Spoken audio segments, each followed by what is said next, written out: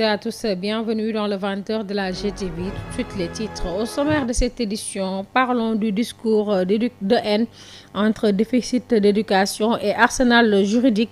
Les inquiétudes persistent à l'occasion de la journée mondiale de lutte contre les discours de haine. Les inquiétudes demeurent face à la multiplication des propos haineux sur les réseaux sociaux et dans l'espace public au Sénégal. Si certains pointent du doigt un manque d'éducation et d'encadrement, d'autres rappellent que des lois existent pour réprimer ces dérives. Vous entendrez les explications d'un sociologue et l'éclairage d'un juriste dans cette édition.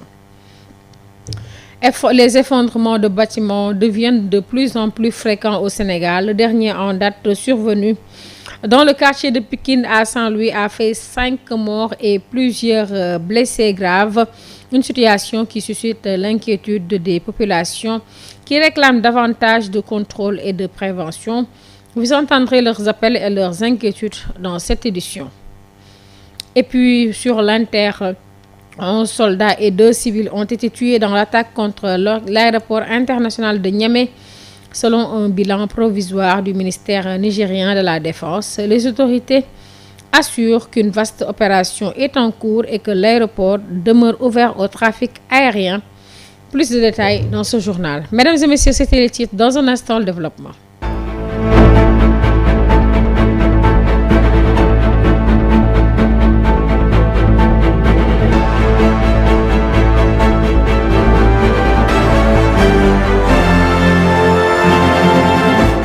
Merci de nous rester fidèles. Je vous l'annonçais en titre. Ils sont nombreux à dénoncer la multiplication des propos haineux sur les réseaux sociaux et dans l'espace public, un phénomène qui prend de l'ampleur de jour en jour. Et pourtant, le juriste Gagniad explique que des lois et des textes sont établis pour encadrer et lutter contre ces injures et discours haineux qui peuvent même être perçus comme des propos diffamatoires. Il a été au téléphone d'Abdoulaye Dièye. Nous y reviendrons tout à l'heure. Et puis, à cette occasion même de lutte contre les discours haineux, ce 18 juin, les inquiétudes persistent face à la multiplication de ces propos sur les réseaux sociaux et dans l'espace public. Pour certains, le manque d'éducation et d'encadrement favorise ce phénomène.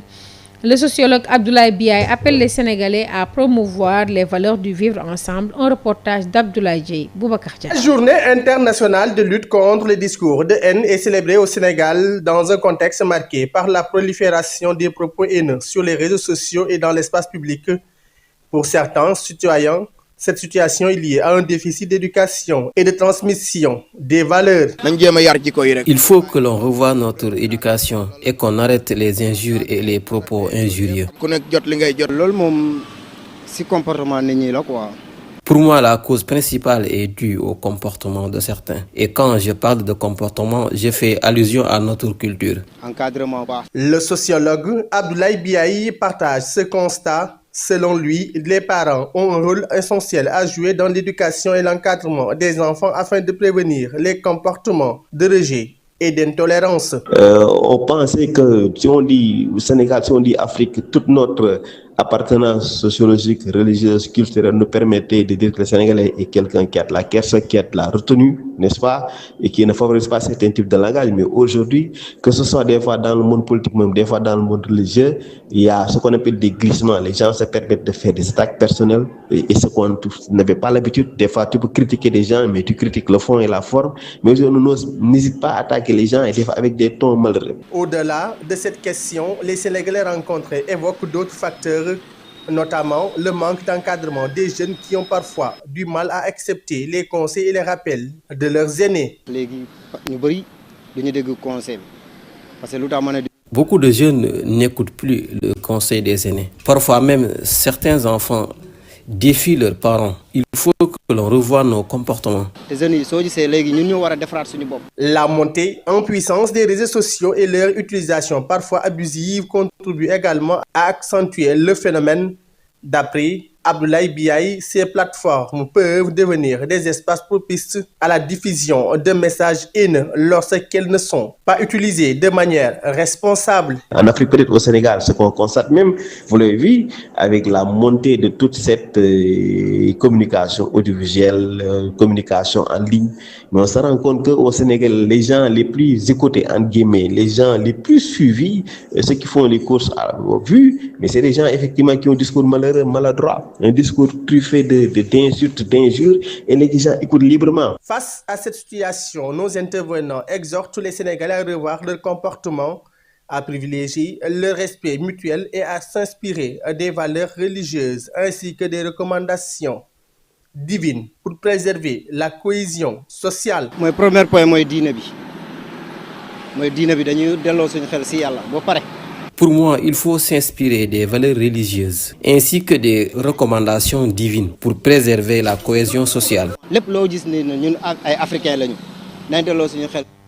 Un phénomène qui prend de l'ampleur de jour en jour et pourtant, selon le juriste Gagniyad, des lois et des textes sont établis pour encadrer et lutter contre ces injures et discours haineux et qui peuvent même être perçus comme des propos diffamatoires. Il s'est exprimé au téléphone d'Abdoulaye Dieye.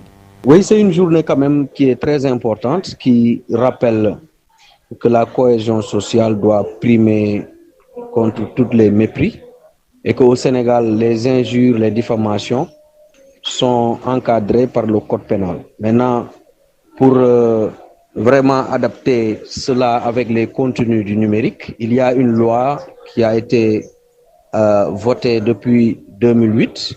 C'est celle relative à la cybercriminalité, permettant également de poursuivre les auteurs de discours haineux diffusés sur les réseaux sociaux, quelles qu'elles soient, ou sur toutes les plateformes numériques.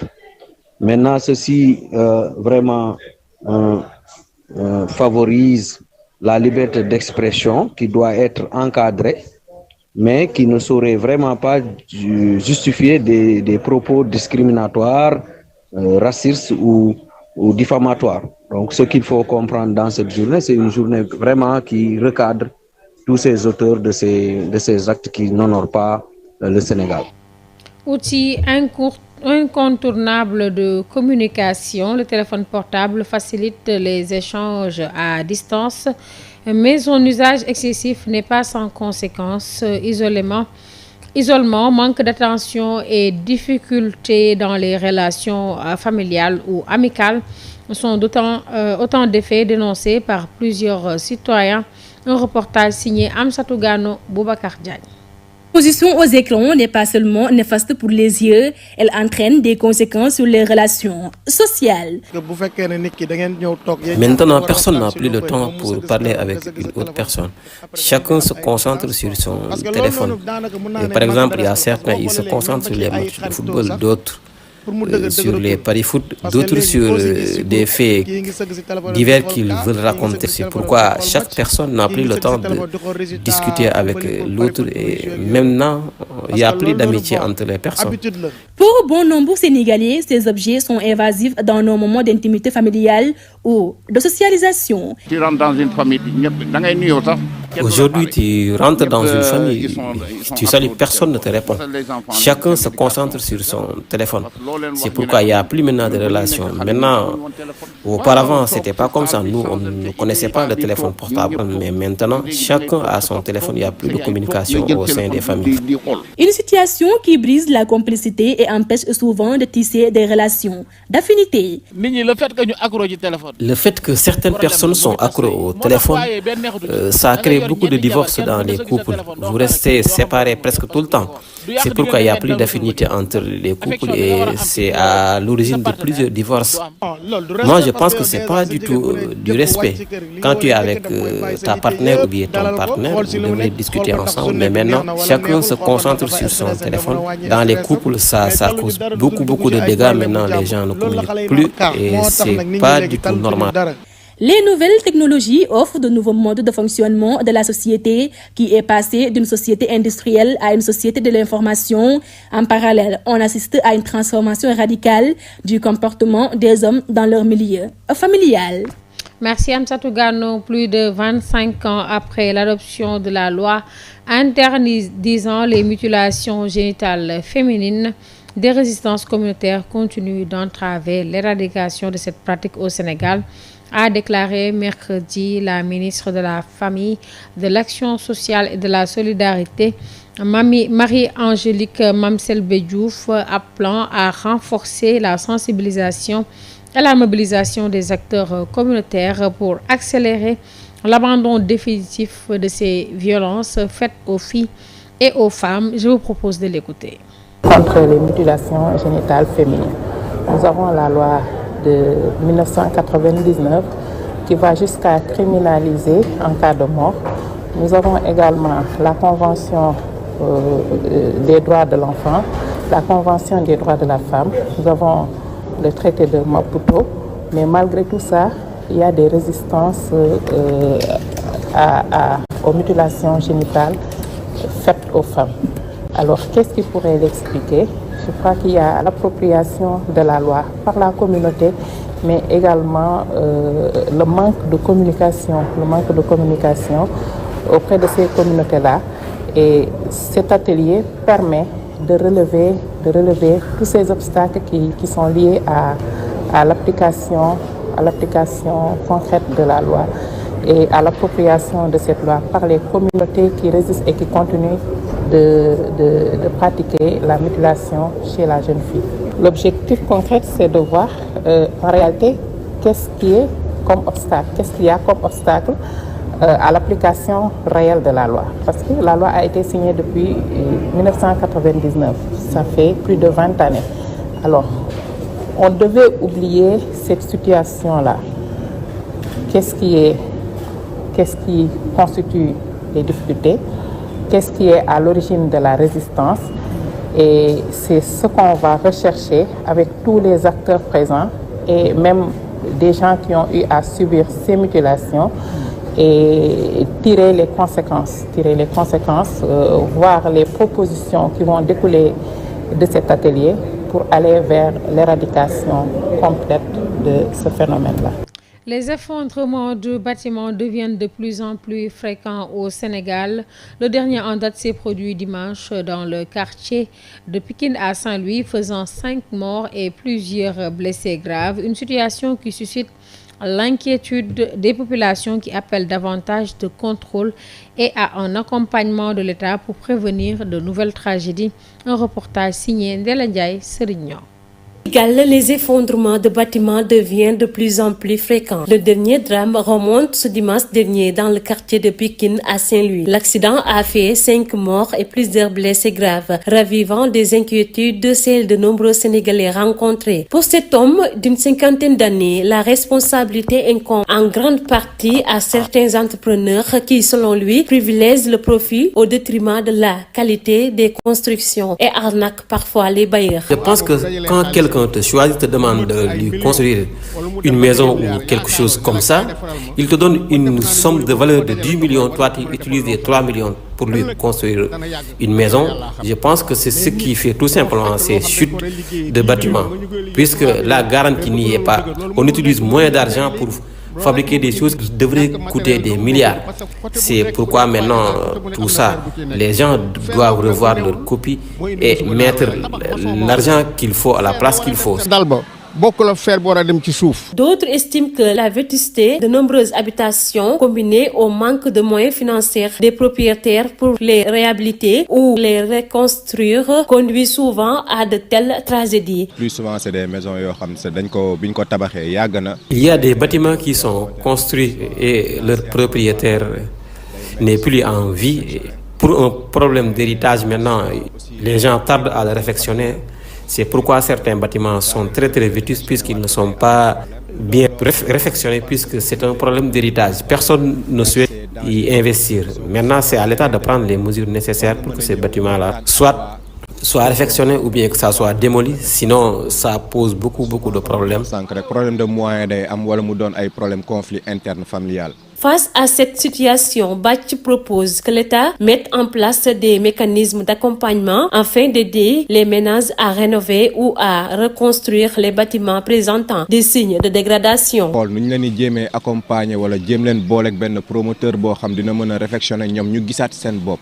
C'est un problème un peu complexe, mais il faut que l'État prenne ses mesures, revoir comment donner les permis de construire, aussi vérifier si la construction est bien faite. Sinon, ces dégâts-là vont continuer à surgir. L'État doit tout faire pour contrôler la construction et voir comment octroyer ces permis de construire et vérifier aussi les maçons, la façon dont ils construisent, si c'est aux normes ou pas. Sans pour autant essayer. À l'approche de l'hivernage, les citoyens rencontrés appellent également au renforcement des contrôles sur les chantiers et à une application stricte des normes de construction afin d'éviter que de nouveaux effondrements ne coûtent encore des vies humaines. Réunis jeudi à Dakar à l'occasion de la première édition du Salon international du Conseil en Afrique de l'Ouest, CICAO. Experts, consultants et décideurs entendent réfléchir au moins de renforcer la place du continent dans une industrie largement dominée par les secteurs internationaux. L'objectif est de consolider une expertise africaine forte et compétitive, capable de mieux s'imposer sur le marché mondial du Conseil. Écoutons à ce propos Sidi Diop, le président, directeur général de FACE Africa, et Lansana Gagny Sakho, qui est le parrain du CICAO. Revêt une importance particulière et voire même stratégique, parce que le Sénégal doit rester ce qu'il a toujours été, un hub de réflexion, un hub de rencontre, un hub de développement de tous les secteurs stratégiques qui peuvent porter l'économie. Des occasions comme le CICAO Africa peuvent également servir de stimulateur ou de renforcer cette dynamique d'inversion de la tendance. Et ça, moi particulièrement, je suis très content que ça se passe comme ça. Explique ça, c'est la nature de nos économies. On capte 2% du Conseil, qui fait 1000 milliards. Mais on capte également à peu près 2% des transactions internationales. C'est notre économie qui est faible, c'est pour ça que le métier du Conseil il est faible. Mais à mon humble avis, c'est 2%, mais sur ces 2%, peut-être vous avez les cabinets internationaux qui captent les 80% de ces 2% en réalité. Donc il y a un dysfonctionnement énorme. Mais le marché du Conseil existe en Afrique, il faut trouver les moyens de le récupérer, il faut s'organiser. Et je pense que c'est une des raisons pour lesquelles ce salon il est organisé. Et je pense, à mon avis, un des gros défis du métier du Conseil en Afrique, c'est la structuration. Parlons d'actualité internationale. Le vice-président américain J.D. Vance a annoncé le 18 juin que la période de négociation de 60 jours avec l'Iran, prévue dans le protocole d'accord entre les deux pays, s'ouvrait le même jour. Au cours d'une conférence de presse à la Maison-Blanche, il a également indiqué que les États-Unis avaient levé le blocus contre l'Iran pour une douzaine de bateaux. Au moins 11 soldats, 2 civils et 22 assaillants ont été tués dans l'attaque contre l'aéroport international de Niamey jeudi 18 juin dans la matinée, selon un bilan provisoire annoncé par le ministère nigérien de la Défense, qui précise qu'une vaste opération de l'armée est en cours et que l'aéroport international totalement sécurisé demeure ouvert au trafic aérien. C'est cet élément qui met fin à cette principale édition du soir. Merci de l'avoir suivi et bonne suite des programmes sur Global Télévision. Bonsoir.